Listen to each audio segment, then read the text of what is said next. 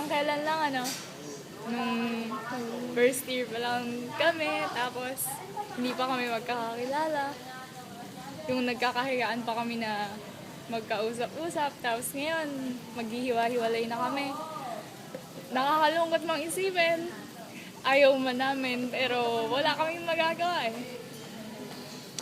Ganun talaga. 10 days na lang, mag-graduation na. Sana man lang, yung mga tao na magkakaaway, magkakagalit, yung mga hindi okay, sana magkaayos na bago man lang mag-graduation. Kasi, kesa naman pagsisihan pa natin sa huli na hindi pa natin sila kinausap, di ba? Kaya sana kung sino man yung galit sa akin dyan, patawarin mo na ako.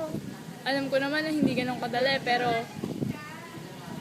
sana wag mong kalimutan yung pinagsamahan natin. Naging magkaibigan din naman tayo, di ba? Kaya, sorry na. Saka namimiss na kita eh. Yung friendship natin, yung closeness natin, lahat ng mga biro mo sa akin. Sana bumalik ka na. So yun, thank you sa mga naging kaibigan ko. Kahit dun sa mga hindi ko masyadong close. Mamimiss ko kayong lahat. Saka salamat. Bye-bye! Wait, mamaya naman.